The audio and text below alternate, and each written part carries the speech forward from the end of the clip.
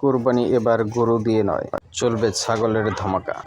আপনারা তো কাপুরুষের মতো কাজ করছেন, আপনারা কাপুরুষের মতো কাজ করছেন। আমি গোরক্ষক বাহিনীদের বলবো, গরু কুরবানি বন্ধ হোক। আমি এই গোরক্ষক বাহিনীদের বলবো, এবং আমি আমার রাজ্য সরকারের কাছে অনুরোধ করব, অবিলম্বে এই গরুর চামড়া যে ফ্যাক্টরিগুলো আছে এগুলোকেও বন্ধ করা হোক। যে যে দোকানে চামড়া জুতো বিক্রি করা হয় ওই দোকানগুলোকে ব্যান করা হোক। আপনারা তো কাপুরুষের মতো কাজ করছেন। আমি গোরক্ষক বাহিনীদের বলছি, আপনারা কাপুরুষের মতো কাজ করছেন। যদি হিম্মত থাকে এই অসহায় বাগাল গরুওয়ালাদের মারছেন কেন? যারা গরুর চামড়া নিয়ে জুতো বানিয়ে আপনার পায়ে পরিয়ে দিচ্ছে, দামি দামি জুতো আপনি গিয়ে কিনছেন, খাদিমসে গিয়ে, শ্রীলিদাসে গিয়ে আপনি যে চামড়ার জুতোগুলো কিনছেন, গরুর চামড়া, যে বেল্টটা পরছেন গরুর চামড়ার বেল্ট, এগুলো বন্ধ করুন। আপনার বাড়ির যে মা বোনেরা যে মানি ব্যাগ ইউজ করছেন, যে ভ্যানিটি ব্যাগগুলো ইউজ করছেন, সেগুলো তো আপনার গরুর চামড়া। অবিলম্বে এগুলো বন্ধ করুন। আপনার বাড়ি থেকে, আপনার পা থেকে জুতোগুলো খুলে ফেলে দেন। আপনি বলছেন গরু আমাদের দেবতা, গরু আমাদের মা, আর আপনি সেই দেবতার চামড়া জুতো বানিয়ে আপনি পরছেন। ছি ছি ছি ছি, লজ্জা লাগে না? লজ্জা করলো না? আসুন না, আমিও দাবি তুলছি অবিলম্বে কুরবানির আগে গরু আর মোষকে এ দেশের সম্মান দিতে হবে, জাতীয় পশু হিসাবে স্বীকৃতি দিতে হবে। আমাদের সঙ্গে আপনারা সাপোর্টে আসুন। গোরক্ষক বাহিনীদের বলবো, চলে আসুন আমাদের সাথে। না, গরু হত্যা তো নিষেধ হয়নি। কে বলছে গরু হত্যা নিষেধ হয়েছে? আজকে আমরা দেখছি যে গোরক্ষক বাহিনী তারা রাস্তায় তারা মোড়ে বিভিন্ন গরু ব্যবসায়ীরা গরু নিয়ে যাচ্ছে। অসহায় মানুষ, গরিব মানুষ, তারা 5টা 10টা করে গরু নিয়ে যাবে। একটা গরু পিছু তারা 100 200 300 টাকা করে পাবে, তাদের সংসারটা চলবে। আর আজকে সেই গোরক্ষক বাহিনী সে অসহায় গরিবদের উপরে নির্যাতন চালাচ্ছে, গরিবদের উপরে মারধর করছে, গরুগুলো ছিনিয়ে নিয়ে ছেড়ে দিচ্ছে। 2014 সাল থেকে যখন বিজেপি সরকার দিল্লির মাসনাদে আসে, তারপর থেকে সারা ভারতবর্ষের বিভিন্ন রাজ্যে আমরা বিগত দিন দেখে আসছি, ইউপি থেকে নিয়ে, দিল্লি থেকে নিয়ে, মুম্বাই থেকে নিয়ে বিভিন্ন রাজ্যে তারা গোহত্যার, গোরক্ষকের নামে বিভিন্ন রাজ্যে তাণ্ডব চালিয়েছে। শত শত বাড়িগুলোকে তারা বুলডোজার দিয়ে গড়িয়ে দিয়েছে, কারণ গরুর বাড়িতে রেখেছিল বলে, গরুর গোশত রেখেছিল বলে। এবং সেই সমস্ত মা, বাপ, ভাই বোনেদের উপরে অত্যাচার, জুলুম করা হয়েছে এবং তাদেরকে হত্যা করা হয়েছে, শহীদ করা হয়েছে। এই 2026-এ যখন আমাদের পশ্চিমবাংলায় নতুন সরকার গঠন হওয়ার পরেই আমরা দেখতে পেলাম, কিছুদিন পরেই আমাদের কাছে আসছে আমাদের পবিত্র দিন ঈদুল আজহা। আমরা ওই দিনে আল্লাহ পাককে খুশি করার জন্য আমরা পশু কুরবানি করি। কিন্তু নতুন সরকার যখন আসলো, আমরা ভাবলাম যে আমার দেশে, আমার রাজ্যের যে আইন ব্যবস্থা থেকে নিয়ে প্রত্যেকটা জিনিসের সুন্দরভাবে, সুষ্ঠুভাবে আমার রাজ্য চলবে। কিন্তু আমরা এখন দেখতে পাচ্ছি যে এ সরকার আসার পরে একটা নতুন ফতোয়া জারি করলো, কি মসজিদের সাউন্ড কমাতে হবে এবং তার সাথে সাথে কুরবানি বন্ধ করতে হবে।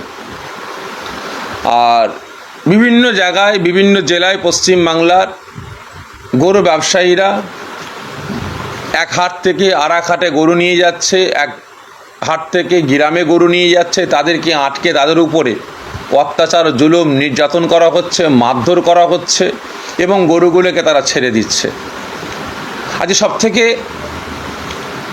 দুঃখ লাগছে এটাই যে আজ সে গোরক্ষক বাহিনী তারা কোথায়? আজকে হাজার হাজার মুসলমান ভাইদের উপরে নির্যাতন চালাচ্ছে, অসহায় গরিবদের উপরে নির্যাতন চালাচ্ছে। কেন? না, আমরা গো হত্যা বন্ধ করব, গরু জবাই করতে আমরা দেবো না, গো হত্যা বন্ধ করব। আজকে আমরা দেখতে পাচ্ছি যে আমার রাজ্য সরকার, নতুন যে সরকার, তিনি মাসনাদে বসার পরে তিনি কি বললেন? গরু খাওয়া কিন্তু বন্ধ করলেন না। তিনি বলছেন 14 বছরের পরে, 14 বছরের ঊর্ধ্বে আপনারা গরু কুরবানি দেন। তাহলে আমি গোরক্ষক ভাইদের কাছে অনুরোধ করব যে আপনাদের মানে যেনাকে মাসনাদে বসিয়েছেন, আপনারা যেনাকে নেতা হিসেবে সাজিয়েছেন, আপনাদের নেতা তো বলছে গরু খাওয়া চলবে, আর আপনারা বলছেন গোহত্যা বন্ধ করতে হবে। আমি গো রক্ষক বাহিনীদের দিকে দৃষ্টি আকর্ষণ করে বলছি, আপনারা এতটাই অবুঝ যে আজকে গরু বিক্রি করছে কে? আপনারাই তো। গরু তো বিক্রি করছেন আপনারা, আর আপনাদের কাছ থেকে যারা গরু কিনে তাদেরকে আপনারা মারছেন। এর মতো কাপুরুষ আমার মনে হয় আছে বলে আর কেউ আমার মনে হয় না। আপনারা তো কাপুরুষের মতো কাজ করছেন, আমি গোরক্ষক বাহিনীদের বলবো, আজকে আপনারা যাকে মাসনাদে বসিয়েছেন, আমার পশ্চিম বাংলার যিনি মুখ্যমন্ত্রী হয়েছেন, দেশের জনগণ যিনাকে ভোট দিয়ে মাসনাদে বসিয়েছে, সেই মুখ্যমন্ত্রী বলছে যে 14 বছর পার হলে সেই গরু কুরবানি দেওয়া যাবে। 14 বছর পার হয়ে গেলে সেই গরু কুরবানি দেওয়া যাবে, কুরবানি দিতে কোনো নিষেধ নাই। আর এরা বলছে না, গোহত্যা বন্ধ করতে হবে। তাহলে এদের বিরুদ্ধে যারা গোহত্যার বন্ধ করার নাম করে, যারা গোরক্ষকের নাম করে, যারা অসহায়দের উপরে নির্যাতন চালিয়ে বেড়াচ্ছে, মারধর করছে, গরুগুলোকে ছিনিয়ে নিয়ে ছেড়ে দিচ্ছে, তাহলে এদের বিরুদ্ধে আমার রাজ্য সরকার কি স্টেপটা নিচ্ছে? আজকে আমি আমার রাজ্য সহ আমি আমার সারা ভারতবর্ষের সমস্ত মুসলিম উম্মার কাছে আমি অনুরোধ করব, প্রত্যেকের কাছে জোরহাত করে বলবো, সারাটা জীবন আমরা কুরবানি দিয়ে এসেছি, কিন্তু এবছরটা আমি প্রত্যেকের কাছে জোরহাত করে বলবো, আপনারা টোটাল গরু কুরবানি দেওয়া বন্ধ করুন। শুধু গরু নয়, তার সাথে সাথে মোষটাকেও কুরবানি দেওয়া বন্ধ করুন। কারণ গরু দুধ দেয় বলে গরু মা হয়েছে, গরু তানাদের দেবতা, তিনাদের ভগবান, এবং গরুর দুধ যেমন উপকার, গরুর দুধ যেমন প্রত্যেকটা শ্রেণীর মানুষ যেমন বিভিন্ন কাজে ব্যবহার করে, ঠিক তেমন মোষের দুধটাও সে একই কাজে ব্যবহৃত হয়। তো অতএব আমরা মুসলমান, এবং আমি পিজা সাফেরি সিদ্দিকী প্রত্যেকটা মুসলমানের কাছে আমি অনুরোধ করব, গরু এবং মোষ আমরা এবছরে কুরবানি আমরা দেবো না। কোনো মানুষের কাছ থেকে, কোনো সম্প্রদায়ের কাছ থেকে আমরা গরু কিনবো না। আমরা কুরবানি দেবো, আমরা ছাগল দেবো, ভেড়া দেবো, দুম্বা দেবো, আমরা এগুলো কুরবানি দেবো। কারণ গরু মোষ এটা জবে করা, এই গোস্তগুলো খাওয়াটা ফরজও নয়, অজীবও নয়, মুস্তাহাবও নয়, সুন্নত না। তো অতএব আমরা গরুকে ছেড়ে দিই না। লাকুম দিনুকুম ওয়ালিয়া দিন, তোমার ধর্ম তোমার কাছে বড়, আমার ধর্ম আমার কাছে বড়।